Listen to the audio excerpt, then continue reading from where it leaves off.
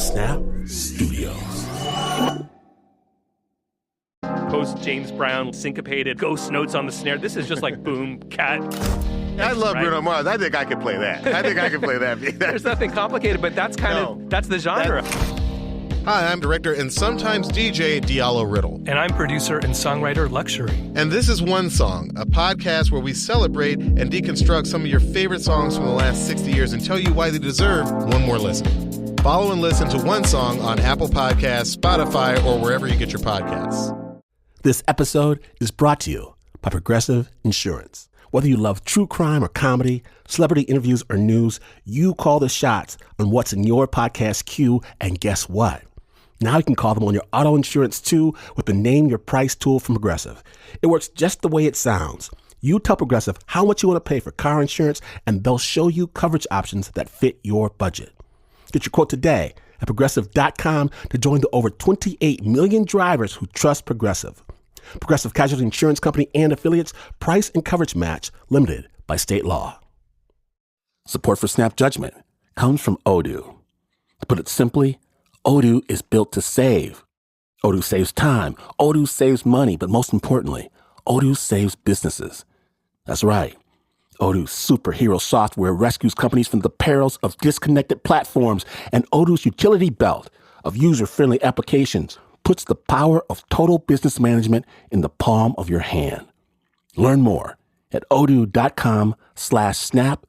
That's ODOO.com/snap. Odoo, saving the world one business at a time.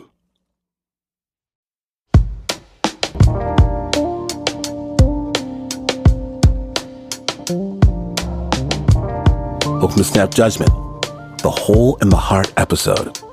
My name is Ken Washington, and our story today comes from our friends at KALW's Uncuffed, the award-winning podcast created by people incarcerated in San Quentin and Solano prisons. And this is a story about love.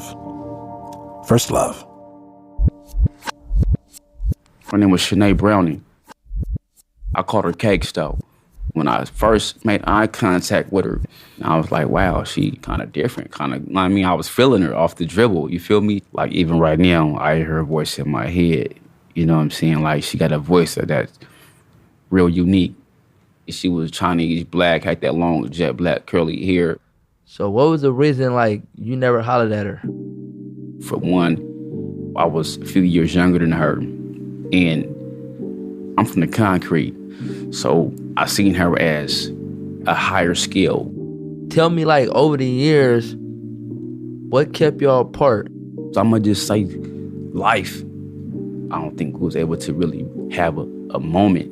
So what was that moment when y'all did have time? I had just paroled from prison, so I popped up on my mom's at church. I'm sitting down, and you know how prison make you. I'm super observant about everybody who up in the church. Just looking. And I happened to catch her in my peripheral, so I turn around and it's her. Like, ooh. You know what I'm saying? And, I'm still on some old penitentiary stuff, you feel me? So I ride a kite right there. You did not ride a kite? I gave it to the usher and was like, hey, you blast that to her right there? And I see like a big old Kool-Aid smell. So we get outside and, we embrace. And what happened after that? What happened after that? You got her number now. She got your number. Yeah, bingo. Look, right? She happened to call. She said, can I meet up with you when I get off work? I'm like, it's good. I met her right there on Florida Franklin. It was an old Rite Aid in that parking lot. I'm never gonna forget. You know how they say your first impression is his last? So I timed it perfect. As soon as she hopped out, I hit play on this particular song, that Avant and Kiki Wyatt. Nothing in this world I wouldn't do for you. So as soon as she stepped out, I turned it up loud as and go. Bam. I see them high heels, them fishnet stockings. Oh my God, you know how we be out them walks. But surely. Yeah. So put her arms around my neck and squeezed me, hugged me, and I'm like, ooh, okay, here we go. And later on that night, she called again. She was like, I just want to know, can I come get a kiss before I go to bed? I'm like this, you know what I mean? You only get certain opportunities once in a lifetime. You know what I'm saying? I hop in the car and blast directly to where I do about 100 over here trying to get there. I'm like, oh my God, is this really happening? So it's like I'm in the middle of saying something. Next thing I know, her lips is on mine. I don't see number fireworks. You know what I'm saying? And bright lights. You know what I mean? This kiss was passionate. It was sensual. It was like from there, she put a stamp on my heart forever. Maybe a day or two after that, I ended up going on my way to prison. I'm like, damn, after the kiss, you went to prison. How long did it take for you to, like, get back in touch? I get a letter in the mail, and I'm like, what the hell? I'm thinking I'm tripping. So I open up the letter. Lo and behold, it's from Shani. I was surprised. I'm like, hold on, man. I'm locked up, and she locked up. How that's gonna work? I can't really imagine, like, you know, I'm talking to her and she in the same situation as me. Could you read that first letter that she wrote you? She said, I'm just really trying to work on my relationship with God so he can make me into the woman that he has called. I've been into many other relationships that have failed, and when everyone left, he remained with me. That stuck out to me a lot. I'm like, dang, she must have really was thinking about you to really, like, take the initiative to do that. Right. You know what I'm saying? You got people on the streets that don't even contact your own family. So for her to do that, I knew it was something deep. Her letters was uplifting and encouraging. We started off as friends first. And as time progressed, our feelings, our love, and our respect, it grew more and more for each other. And I know that my letters meant something to her. You know, in prison, dudes, they don't be passing their letters and they don't show their feelings about the female. Right. You know how we get out in here, you know? Right. It's kind of like a vulnerable thing, but absolutely, for you to do that, that's a real man right there. She wrote me this letter back in January 2015, and she stayed off. She say, greetings and invisible kisses and thoughts. Right back at you.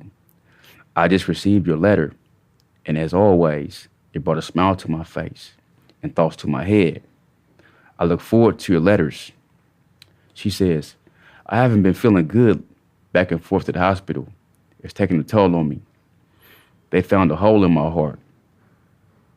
And they said when my heart is stressed, that blood and oxygen is not getting to my muscles. But then he says, well, even though I have a clogged artery, I don't function like I do because I can take a shower on my own and fix my bed. So it's not on top of his list to do anything. So he'll order more tests in a month or two. And my head has just been hurting.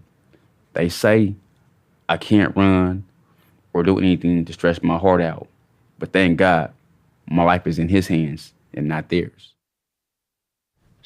Man, that's deep. How did that hit you when you got that letter, bro?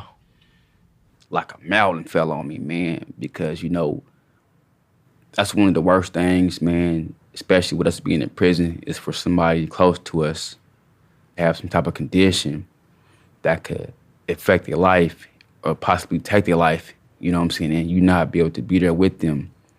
So it hurt. It hurt deep.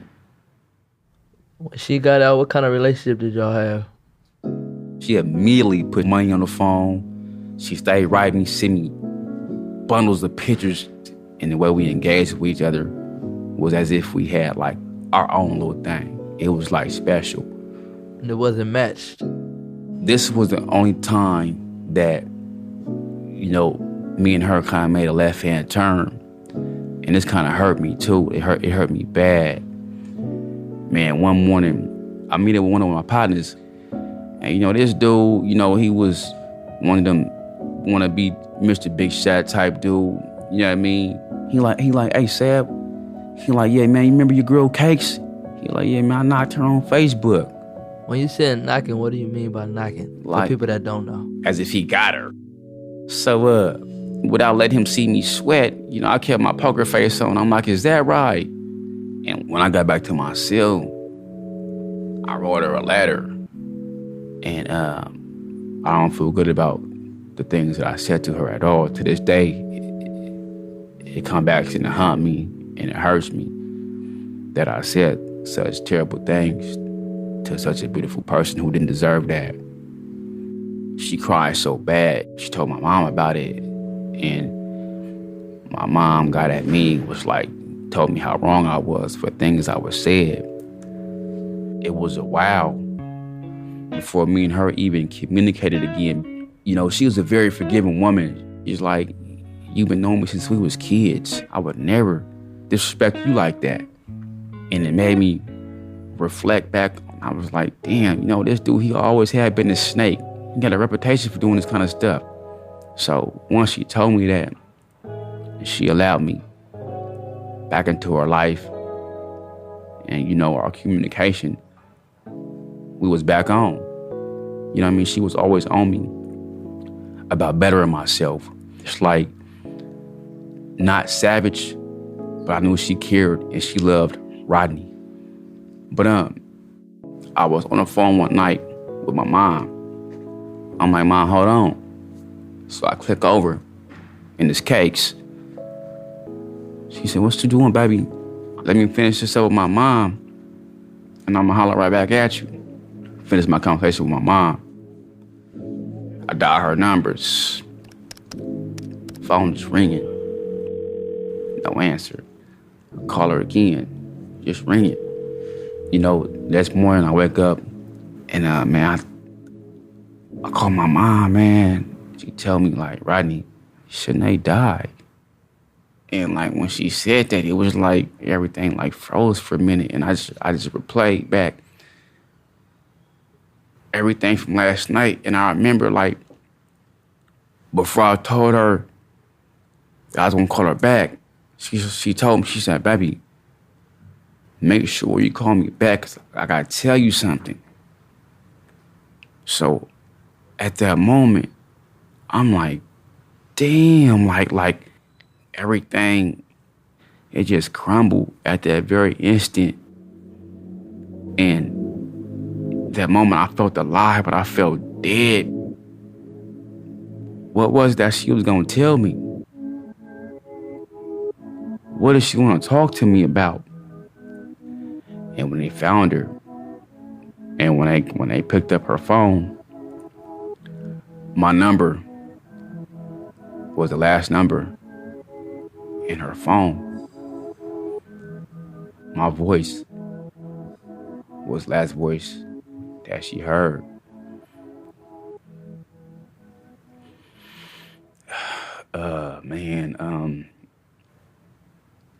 It's always gonna haunt me forever, man. Just to know what she wanted to talk about. It's like living without a limb. You know what I'm saying? It hurt, bro, straight up. It put me in a mind state of just taking life for granted. I hold myself responsible for the fact that she eventually had told me that when she had got that letter from me, it motivated her to get her own place. So when she had the heart attack, if she'd have been at home with her parents, maybe she'll be here now. Shanae, I'm sorry for every negative and bad thing that I said to you when I wrote that letter. I love you more than love itself. I miss you. I look at you every day. I got you on my wall. And more than that, I got you in my heart. Oh, yeah, I almost forgot, too. I got a tattoo of an angel. It says, Shani Browning.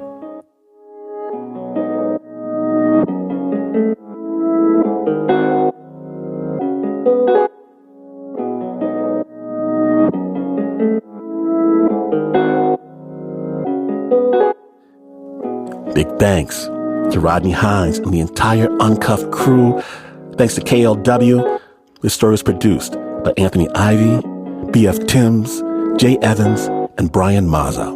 You can find a link to all things Uncuffed on our website, snapjudgment.org.